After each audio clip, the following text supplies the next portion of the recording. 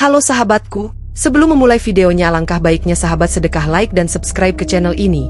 Yang sudah subscribe saya doakan semoga diberikan rezeki yang melimpah. Amin. Ini adalah sebuah kisah inspiratif yang nyata di kehidupan kita. Dan tak lupa juga menuliskan sholawat di kolom komentar sebagai penghormatan kita kepada Nabi besar kita. Terima kasih. Baji, seorang pemuda 18 tahun yang sederhana, datang ke kota besar dengan satu tujuan, menempuh pendidikan dan membawa perubahan bagi keluarganya di kampung. Terlahir dari keluarga petani yang pas-pasan, Baji selalu diajarkan oleh orang tuanya bahwa pendidikan adalah satu-satunya jalan untuk keluar dari kemiskinan. Dengan berbekal uang seadanya dari hasil jerih payah ayah dan ibunya, Baji berangkat ke kota dengan penuh harapan. Namun, kenyataan di kota tidak seindah bayangan. Kehidupan di sana jauh lebih keras dari yang Baji duga. Biaya hidup sangat mahal, sementara uang yang dikirim keluarganya dari desa tak cukup untuk menutupi semua kebutuhan sehari-hari. Baji merasa harus berhemat dan mencari tempat kos yang murah agar bisa bertahan. Setelah berkeliling mencari, akhirnya ia menemukan sebuah kos-kosan kecil di pinggiran kota.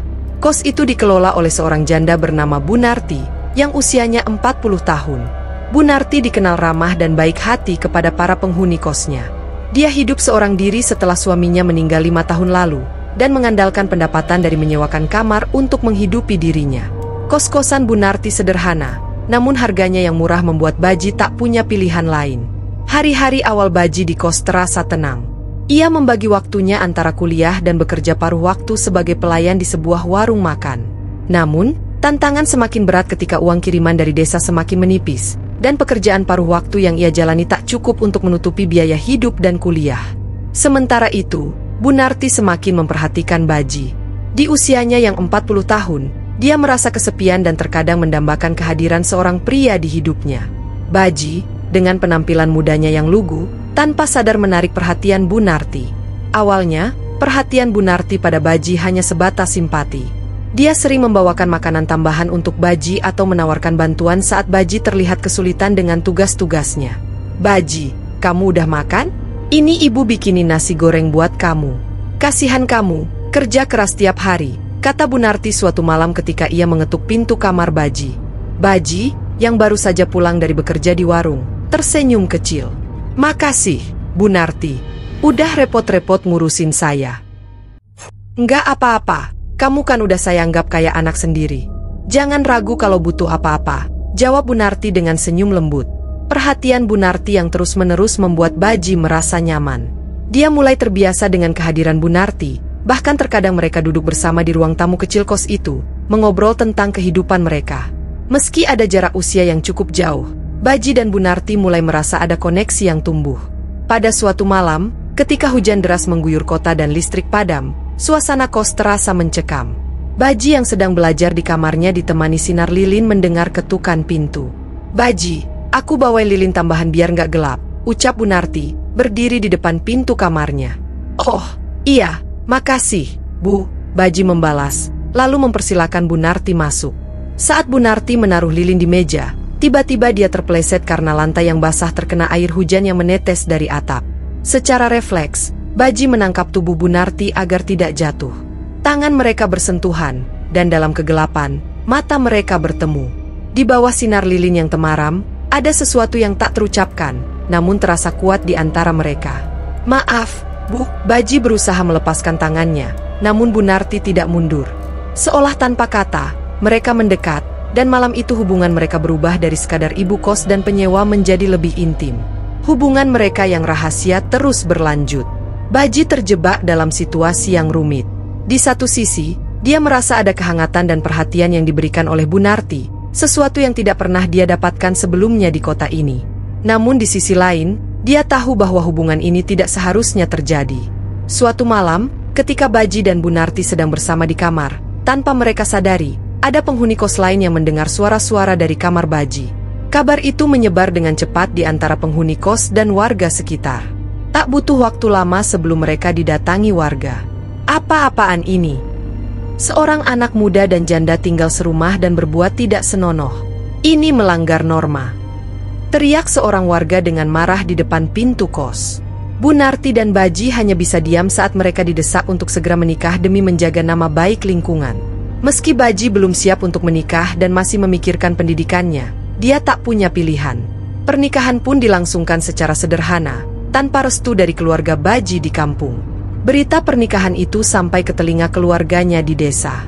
Ayah Baji, yang berharap anaknya sukses di kota dengan menyelesaikan kuliah, merasa sangat kecewa.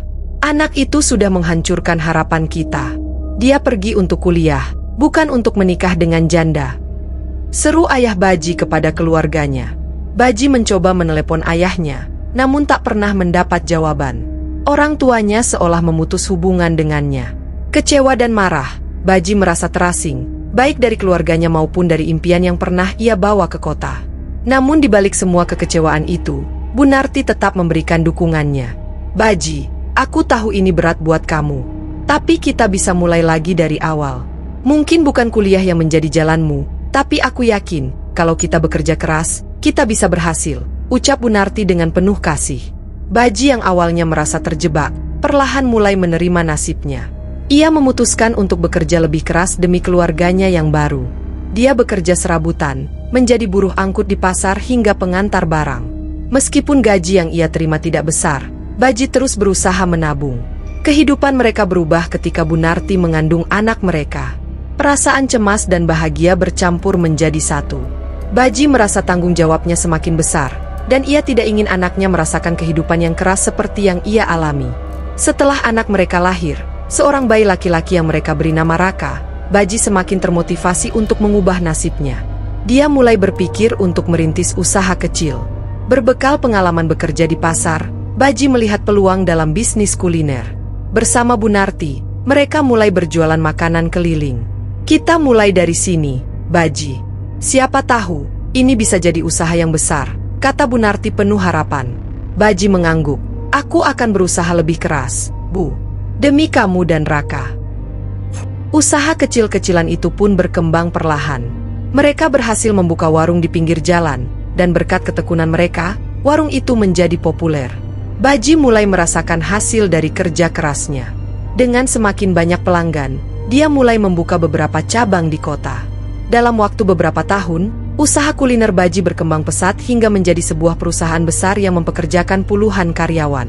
Baji yang dulu hanya seorang pemuda miskin dari kampung, kini menjadi pengusaha sukses. Namun di tengah kesuksesan itu, hatinya masih merindukan keluarganya di desa. Ia tahu bahwa selama ini, keluarganya kecewa dan merasa malu karena pernikahannya dengan Bu Narti. Dengan penuh penyesalan, Baji memutuskan untuk pulang kampung bersama Bu Narti dan anaknya. Setibanya di kampung, Baji merasa gugup. Apakah keluarganya masih marah? Akankah mereka menerimanya kembali? Dengan perasaan yang bercampur aduk, Baji mengetuk pintu rumah orang tuanya. Pintu terbuka, dan ibunya berdiri di sana. Wajahnya tampak terkejut melihat Baji dan keluarganya. Baji, kamu pulang, ucap ibunya dengan suara gemetar. Bu, aku pulang. Aku minta maaf. Aku tahu aku sudah membuat banyak kesalahan. Tapi sekarang aku sudah berubah. Aku datang bukan sebagai anak yang lari dari tanggung jawab, tapi sebagai suami dan ayah, kata Baji dengan tulus. Ayah Baji muncul dari dalam rumah. Wajahnya masih terlihat keras, tapi matanya memancarkan kerinduan yang dalam. Kamu sudah membuat kami kecewa, Baji. Tapi jika kamu benar-benar berubah, kami akan menerima kamu kembali, ucap ayahnya dengan nada berat. Baji menunduk dengan penuh rasa penyesalan. Aku minta maaf, Ayah, Ibu. Aku tahu aku telah mengecewakan kalian, tapi aku benar-benar ingin memperbaiki semuanya. Aku ingin kalian bangga padaku lagi. Melihat ketulusan di wajah Baji, ibunya mendekat dan memeluknya erat. Kamu tetap anak kami, Baji. Meskipun kami marah dan kecewa, tapi kami selalu berdoa agar kamu kembali. Sekarang kami hanya ingin kamu bahagia. Ayah Baji yang semula keras mulai melunak, melihat kebahagiaan di mata istrinya. Dia menepuk bahu Baji dengan lembut. Baiklah, Nak. Jika kamu telah berubah dan sekarang sukses, aku bangga padamu. Kembalilah sebagai anak kami. Tapi yang terpenting, jagalah keluargamu baik-baik. Baji merasa beban berat yang selama ini menggelayut di pundaknya perlahan hilang. Dia memperkenalkan Bu Narti dan anak mereka, Raka, kepada orang tuanya. Meski pada awalnya ada kecanggungan, perlahan-lahan hubungan mereka mulai mencair. Baji tinggal beberapa hari di kampung, menikmati momen kebersamaan dengan keluarganya yang telah lama terputus. Di desa, dia juga mendapat banyak pujian dari tetangga-tetangganya yang dulu meremehkannya. Mereka kagum melihat Baji yang kini sukses, membangun perusahaan besar di kota, sekaligus hidup bahagia dengan keluarganya.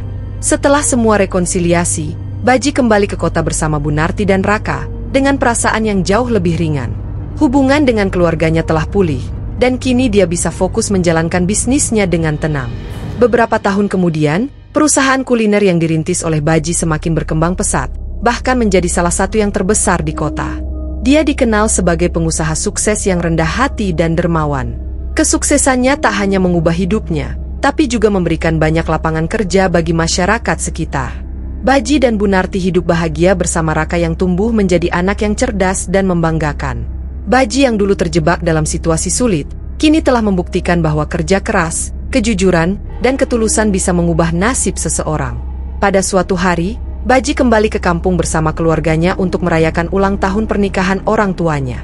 Di depan semua keluarga, ia berdiri dan berbicara dengan penuh rasa syukur. "Ayah, Ibu, terima kasih telah memaafkan dan menerima aku kembali. Semua yang aku capai ini tidak lepas dari doa kalian. Aku bersyukur bisa kembali ke keluarga yang selalu aku cintai." Ayah dan Ibu Baji menangis bahagia melihat anak mereka yang dulu penuh harapan kini telah menjadi sosok yang sukses dan bertanggung jawab. Akhirnya, Baji hidup bahagia bersama keluarganya, merasakan kebahagiaan yang sesungguhnya. Dia tidak lagi merasa terasing atau terjebak, melainkan seorang pria yang berhasil menjalani kehidupan penuh dengan liku-liku, berjuang dari bawah, dan bangkit menjadi sosok yang dihormati serta dicintai. Demikianlah cerita kali ini, jangan lupa like, komen, dan subscribe. Terima kasih.